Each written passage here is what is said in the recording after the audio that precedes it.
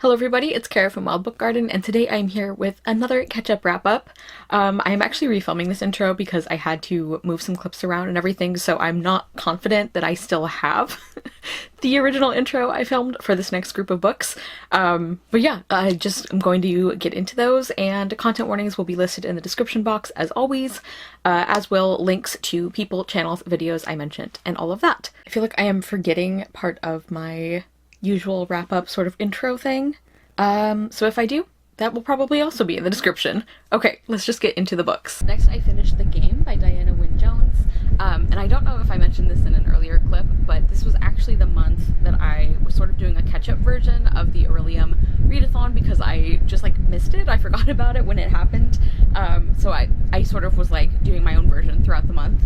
And it was really cool because it ended up getting me to read several books that I don't know when I would have picked them up if not for the readathon. It had been a long time since I read a Diana Wynne Jones book, but I did read The Game. This is one of her standalone books, and it's pretty short actually. It's like, I think just under 200 pages, so I don't want to say too much about it, but our main character Haley, she gets sent to Ireland to live with her aunts for a while, or maybe permanently, I don't remember, and like all her extended family is there, and she has like a very interesting kind of odd family, and Haley pretty quickly starts realizing that there's like this game that all her cousins play, and she doesn't really understand what it's about, and she ends up joining in. And like Haley has sort of like an inkling about some of the like, you know, odd or interesting things that her family's involved with, but it isn't until she starts playing the game that she starts to like learn more about that. And I really enjoyed this. It's very creative, very gripping and interesting, like all of Diana Wynne Jones books that I read. And I think I even said in my Goodreads review that it was like nice to be reminded that like even Diana Wynne Jones books that aren't like emotionally devastating, I still really enjoy it, and she still like writes characters so well. Her writing is so clever and funny and quirky, but not in a forced way, and it, like I said in Goodreads, it's like even I need a break from crying sometimes, so I enjoyed that this was more on like the fun side rather than like ripping your emotions out and shredding them in front of you. I enjoyed Haley as a main character. I liked some of the cousins and the family relationships. I really enjoyed the game itself, and I like that this book highlights Diana Wynne Jones' like creativity and like her interesting plot twists and stuff, while not being one of the more like super difficult to understand ones, if that makes sense. So anyway, I give The Game 4.5 stars. Definitely enjoyed that. Next, I finished Gathering Blue by Lois Lowry. This is the second book in the Giver series. There is already a whole live show about it. Me and Julia talked about it. I will link that below. It was for Not a Genre Book Club. And this is a companion book, so it doesn't have any direct, like, it's not immediately obvious how it connects to The Giver, but I have been really enjoying reading the books in order, and this one we are following our main character Kira, who she has a disability, and in her society it is incredibly ableist, and like honestly I feel like one of the things that this book deals with, that the whole series deals with, is like eugenics and how it's not always like obvious when that is like a thing that a society is doing. And so when Kira's mother dies, her mother had kind of been her protector, the person who stood up for her, and who kind of kept the rest of their community from, you know, hurting her, bullying her, trying to like kick her out of their like safe civilization. And so without her mother, people are trying to push Kira out, and so she's defending herself, and in the process of that, she gets like helped out by one of their like council members, and she ends up being taken to a place where she can use her embroidery ability, because she's an incredible embroiderer like her mother was, to like work on some really important things for their community and for a like storytelling ceremony that they do every year. But as with the other books of the series, it's like as the book goes on, Kira starts getting more uncomfortable. Like she's not really sure why she's so uneasy about some of the things that she's finding out about some of the people that she's interacting with, and her friend Thomas are sort of like figuring that out throughout the book. That was like a very mediocre way to end that synopsis, but I really enjoyed this. I gave Gathering Blue 4.5 stars, but I still really enjoyed it. I love Kira as the main character. I also loved Thomas. Once again, I think the way that Lois Lowry builds this like unease and tension and creepiness in such subtle ways is incredibly impressive and interesting, and it's weird to say enjoyable, but it is. It's like a really just satisfying execution of the atmosphere here. I also love the emphasis on embroidery, of course, and the way that this book looks at like art that is made with our hands, and how, you know, it's like traditionally those are not viewed like, the more hands-on a craft or an art form is, the less likely it is to be considered art. So I really liked seeing the appreciation for those things here, and just the themes in general I think were handled really well. Again, the critique of Kira's society and the way that it handles like information and like who can access that, the way that it treats disabled people or people who have any kind of like difference. Yeah, it was just really well done. I also love Lois Lowry's writing style. We talk quite a bit about this in all of the live shows, but I feel like it's very like deceptively simple because she writes very clearly and it's very approachable, and it's not like writing that you stop and think like, oh, that's such a beautiful turn of phrase, but there are lines that are absolute gut punches in the best way, and she also is so subtle with the words that she chooses, and the way that like just by using one word instead of another, it's like I feel like scared for this character and I don't know why, you know, that kind of thing. I also really like how this functions as a companion book to The Giver, and the way that in some ways they are looking at similar ideas or themes, but also like very different ideas or in different ways. So I think that reading this in conjunction with The Giver is definitely the way to go, in my opinion. Really liked that. The only thing, like, I think one of the only things that made me give this a 4.5 instead of a 5 is the ending is kind of abrupt, and with all that was happening, like so much was happening and I was enjoying it so much, and I feel like the ending just cut off a little bit, but still very good. 4.5 stars, loving this series. Tower of Thorns by Juliet Merlier. This is the second book in the Blackthorn and Grimm trilogy, and this is one of the other books that I read for a specific prompt, and I was really glad I did, because I've been wanting to continue this series for so long. I really, really loved the first book. It was one of my favorite fantasy books I read the year that I read it, and this book continues to maintain my opinion that this is like the best thing I've read by Juliet Merlier. Like, it's certainly my favorite, and I would argue the like quality is absolutely up there too. Yeah, so this is the second book in a series. The very like basic setup of the first book is Blackthorn and Grimm are our main characters. Blackthorn is facing execution for some things that we find out more about later, and she gets rescued by one of the fair folk, but with several conditions attached. So basically she has to become an herbalist again and be kind of like a wise woman. She has to help anybody who asks her, and she can't seek revenge for I think like 7 years, I don't remember how long, and she is not happy about all of these conditions, but she doesn't really have a better option, so she goes along with it. And in the first book there is this kind of like mystery that her and Grimm, who is this man who she was imprisoned with, or he was like at the same prison as her, they end up getting pulled into this like mystery, these strange happenings in the first book, and in the second one it is a different mystery. A noblewoman asks for the help of the prince that Blackthorn and Grimm serve, and so of course Blackthorn and Grimm end up helping as well, and this noblewoman has a very odd request for them. There's this old tower with a creature in it that is like, its cry is like dangerous, like it like hurts the land, it drives people mad, and people have tried to get rid of it and they really can't. There's just like weird things going on, and so Blackthorn and Grimm decide like, okay, yes, we will try to help you solve this or fix this problem. And I loved this. Like, I think I seem to remember from other reviews that most people didn't like this book as much as the first one. I did. I really, really loved it. There's some parts of it that I think I even enjoyed more. Like, for example, it took me a little bit in the first book to warm up to our two main characters, which absolutely makes sense why they would be, you know, kind of closed off because of what they'd gone through. But in this book, we like hit the ground running. You know, I already love them from book one, and I'm really invested in their arcs and also in their relationship, like the way that they trust each other. And it's so beautiful because it's so hard for each of them to trust, and so for them to have this bond is just lovely. I thought the mystery was super interesting, and there were parts that I had kind of like figured out, but also parts that I didn't see coming, or I wasn't expecting the way that Juliet Marillier did them.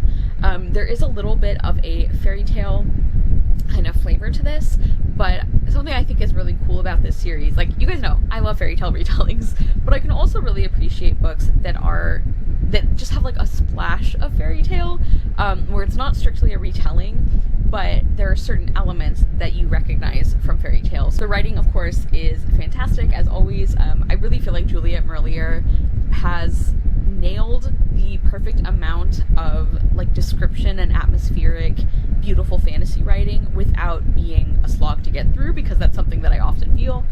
So I love her writing. I also really like sort of the, like, what I feel one of the kind of underlying themes is of this book, and like that's like the critique of love at the expense of all else. I find that super interesting, the way this book handled that. So 5 stars for Tower of Thorns. I am loving this so much, and I also continue to love the way that Juliet Marillier works into these fantasy books things like gender roles and like women's place in society and the way that people abuse power and things like that. So 5 stars, love this. But I finally read Becoming by Michelle Obama. This is, of course, her memoir. Very, very popular. I'm one of the last people to read it. But I finally did.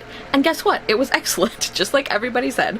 And I obviously knew that it was going to be, but I ended up loving this even more than I thought, or maybe for different reasons than I thought. And I also listened to this on audio, and Michelle Obama reads the audiobook herself, so that was amazing as well.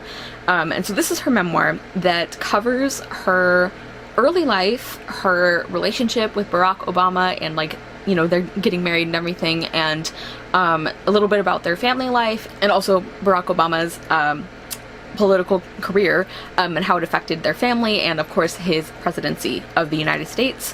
And yeah, this was so good. This was so like well told and interesting, and like Michelle Obama is somebody who I obviously knew, like I knew basic things about, and I liked her and admired her, and I, like, you know, I had heard speeches by her, like I knew that she was like a really incredible person, but I learned so much more about her, which makes sense, of course. It's a memoir. I loved the sections that were about like her early life, like her brother and her parents and her grandparents, and I just felt like the love and the community just really shone through, and it was just really wonderful to get to know her family a little bit more. And Michelle Obama is obviously an incredibly brilliant person, so it was really interesting to hear her career path and how like she was, you know, this brilliant high-powered lawyer, but how that wasn't fulfilling her in the way that she wanted. So I thought that was incredibly interesting.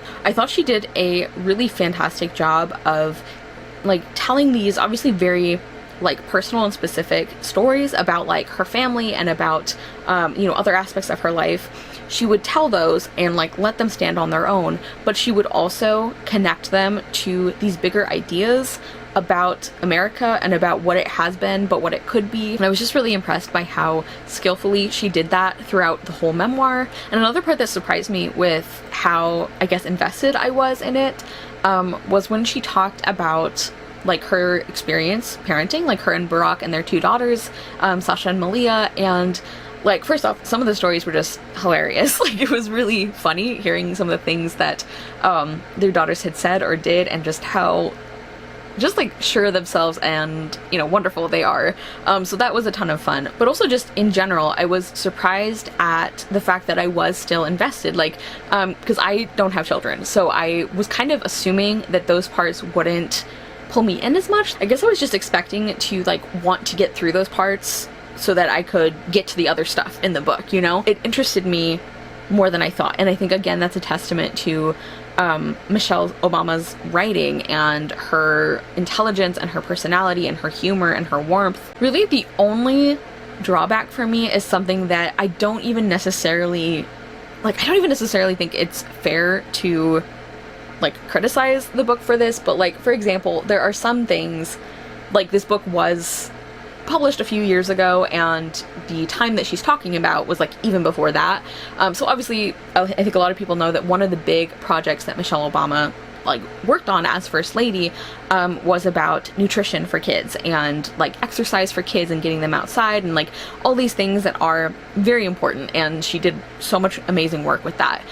So that's great, but there were some places where I kind of cringed a little bit, like when she's talking about one of her big successes being like using the BMI test for young kids getting checkups. And you know, we just continue to learn more and more about how a BMI is a really useless and awful measurement. Like it doesn't tell you anything meaningful, and it really just leads to a lot of, you know, body shaming and body hate, and especially for young kids. So like that's something where I think we know a lot more about that now than people knew at the time that she was doing these programs.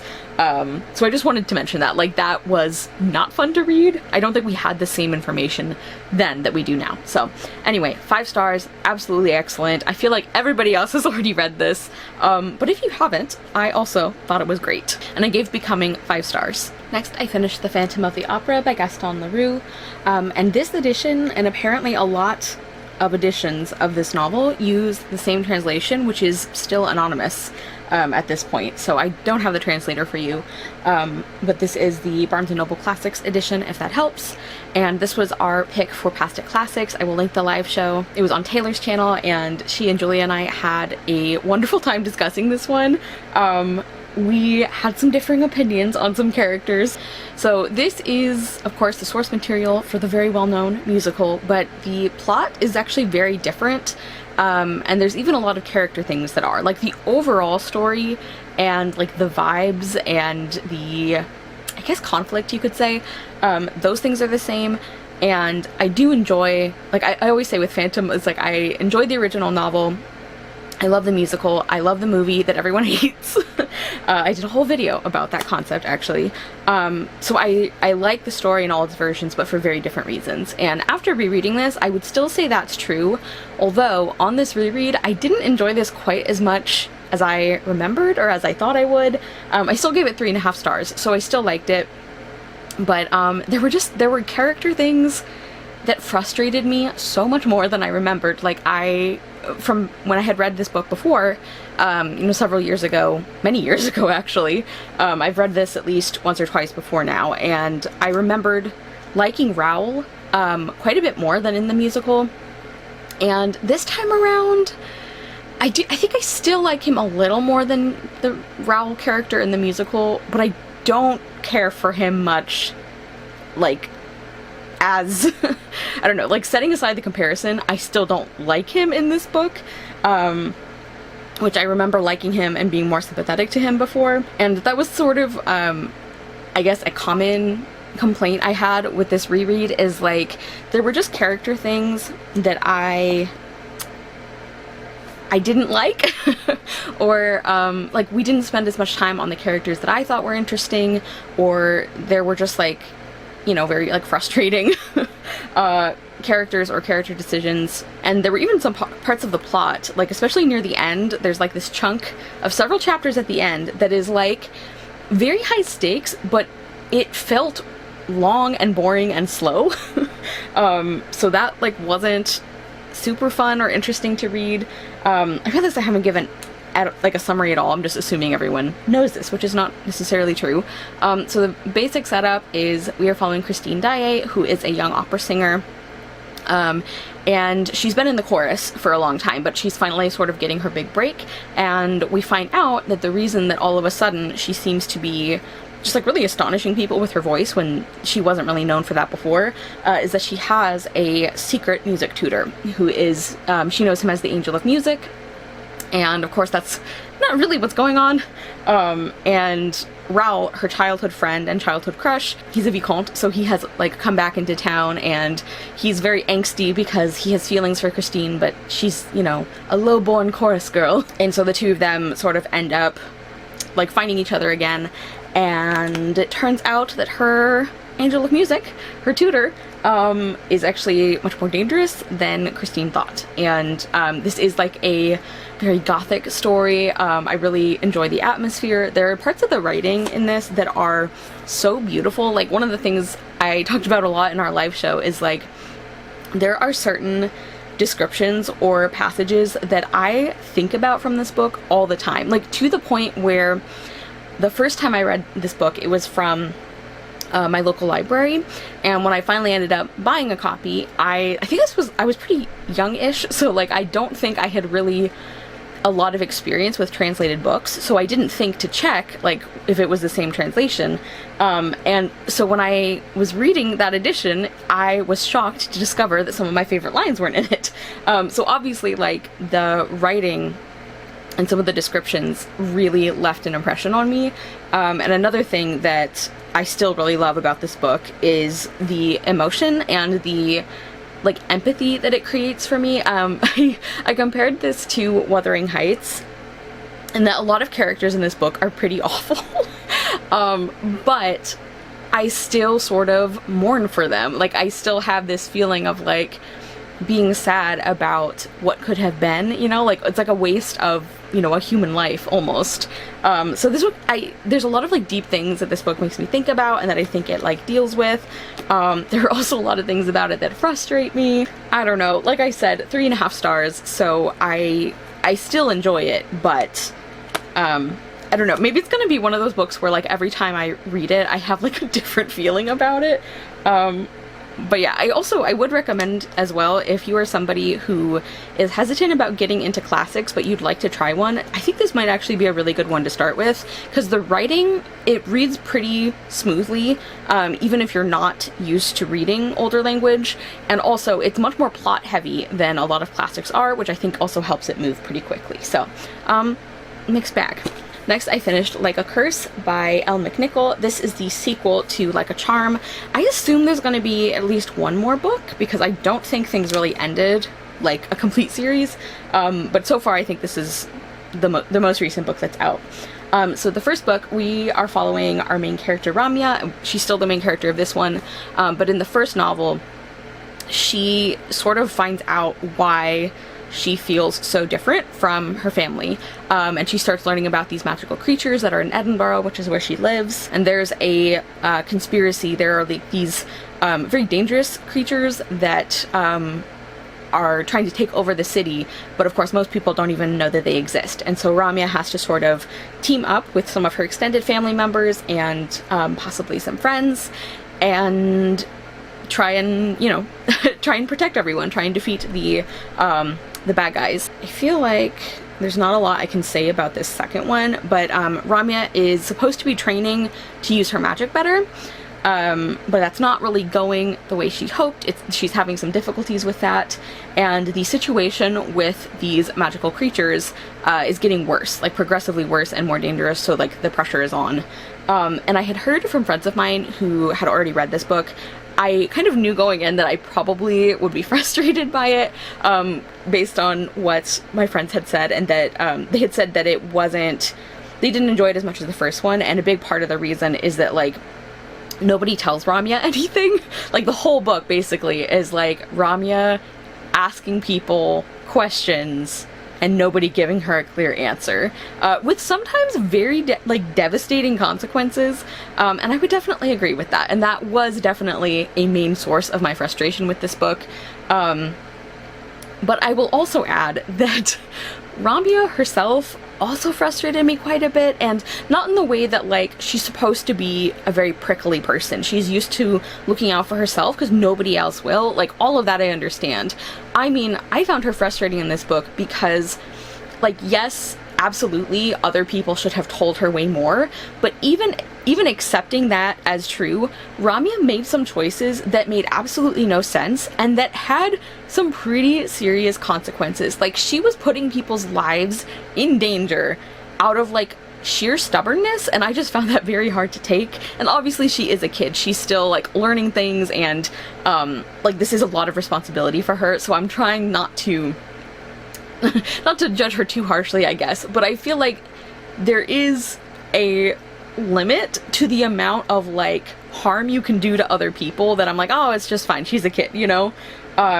So like I found that really, really irritating about this book and not super fun to read. I did still enjoy the fantasy aspects of this book. I really liked some of the side characters, and I like sort of Ramia's like character arc, or like her growing self-awareness about how, like, yes, she has good reasons for pushing people away, but also maybe that's not enough to make it okay that she does that, you know? And so I like that. I like that slowly she's starting to learn she can rely on people, even though I feel like we backtracked a little bit in this book. So like there were still things I enjoyed about it, but like it just was really hard to get past.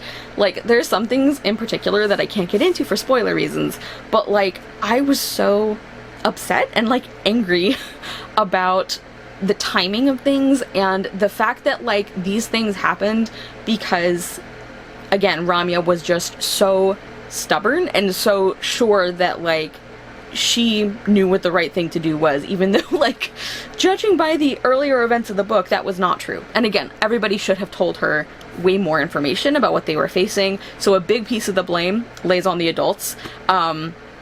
But yeah, I don't know. So I give this 3 stars. I still love Elle McNichol as an author, but this series is just not my favorite from her. Next, I finished Year of the Reaper by Makia Lussier, and this book I actually had recommended to me by Brianna from Four Paws in a Book. It was part of my Friends Choose My TBR, you know, that thing that I started doing that I still haven't finished, that thing. And this is a fantasy book that takes inspiration from a couple of real historical events, some of which are very, like, to my knowledge, very, like, underknown is not a word, relatively little known, and it's really interesting hearing the author talk about it in the author's note, and then some of the history that it sort of incorporates is very well known because it deals with a plague, and there are quite a few parallels to the plague that, I was going to say decimated, but the literal definition of decimated means it killed 1 in 10 people, and the plague did way more than that in Europe. So this is very much like a fantasy. It's not a historical fantasy, but I just think it's interesting that there are those sort of historical parallels in it that the author is specifically doing.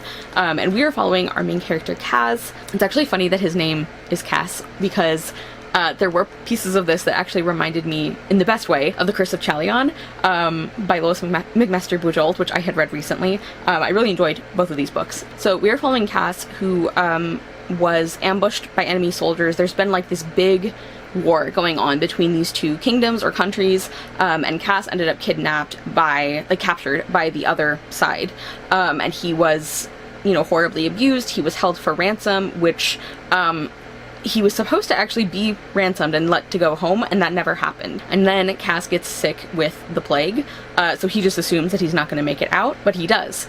He's the only survivor from like the encampment of people who had taken him, and so he very slowly makes his way back home, and he's a young man, but he has been through so much and seen so much that he's like, I just want to basically retire. Like, he doesn't want to get involved with politics anymore. He just wants to rest.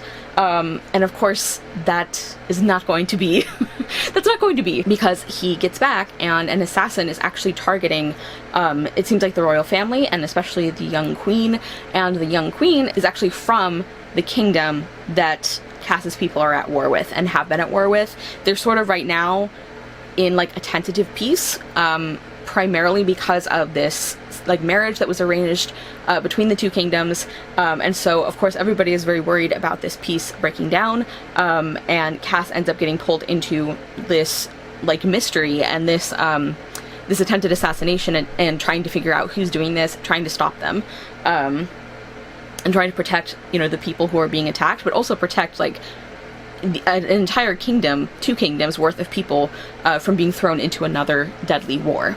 And then our other main character, I mean, I think we have maybe perspective characters from some others as well, but our other main character is Lena, who is a brilliant young historian, and her and Cass end up spending a lot of time together, working together, and I did enjoy her. I also feel like we're almost named twins because, fun fact, my name was actually going to be Lena, or it was almost Lena. So I feel like I already started getting into the review part, but I did really, really enjoy this. I loved the writing.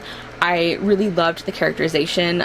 Again, a similarity to The Curse of Chalion is that the main characters are just basically good people, and they are trying to do their best. I just found that so moving. I was very invested in them.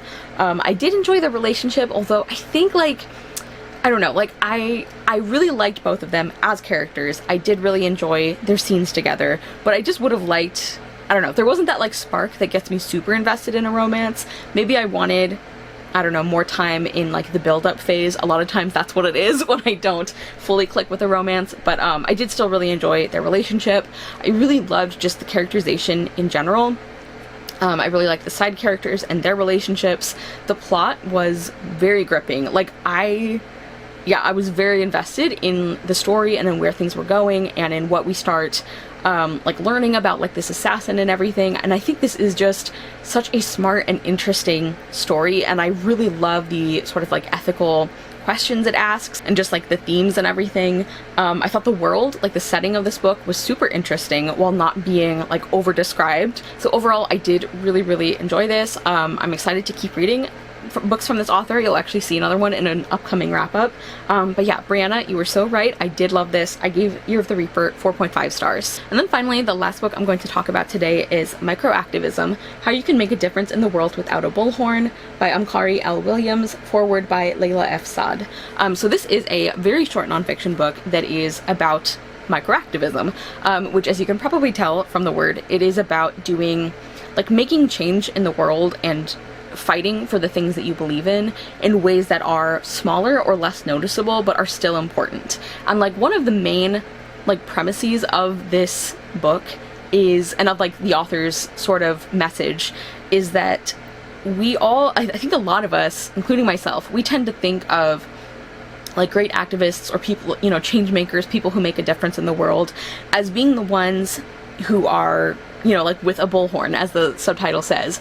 Like, that if you're not doing something that's super outgoing, if you're not very visible, then you're not doing something to help. You're not doing enough, and that you're not making a difference. And that really isn't true. And this book really focuses on the different ways of being an activist and the different, like, all of these jobs are so important. They are all equally important, and just because one is more visible, it doesn't mean that it has more of an impact or that it has more value. So I really loved her ideas and how she like, explored them in this book, or, like, gave examples for them. I really appreciate how specific the, like, advice that she gives and, like, the examples are in this book, while also being things that are easily translated to other circumstances or experiences, because she does use a variety of examples of, like, different causes you might be involved in, different projects you might be working on for a particular cause. Like, she uses a lot of different examples, which I think is also good. But even with that, even with her specific examples, you can see very easily how you can apply them to, like, other areas, like to causes that she doesn't mention by name, or to maybe, like, a project or an idea that she doesn't talk about specifically.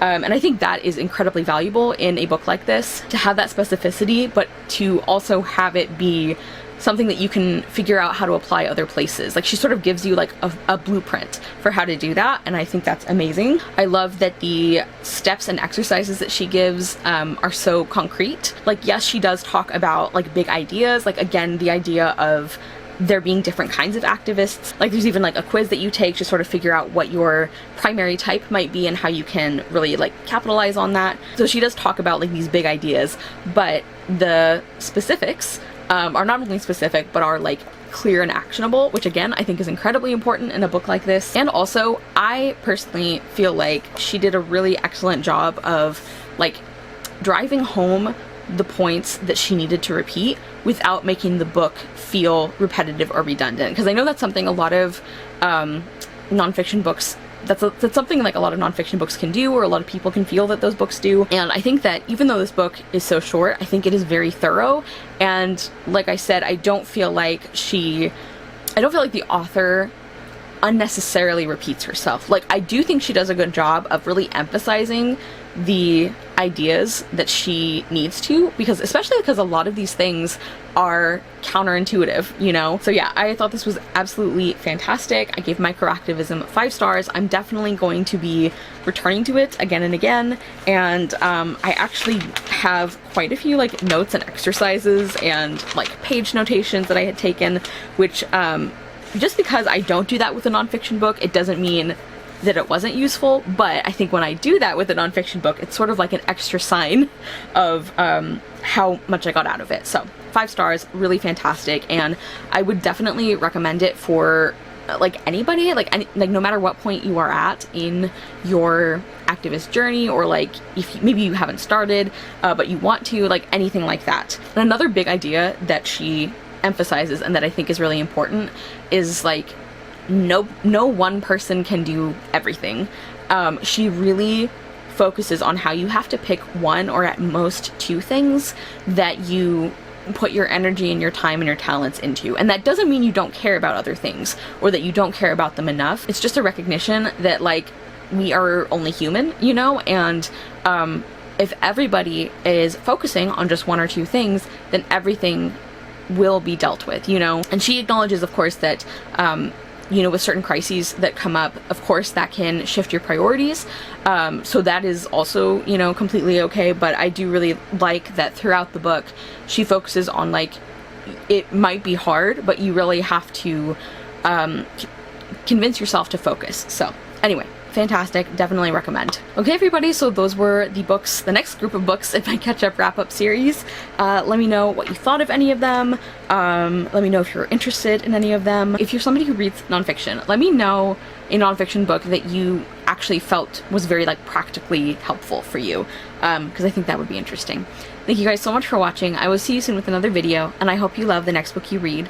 Bye!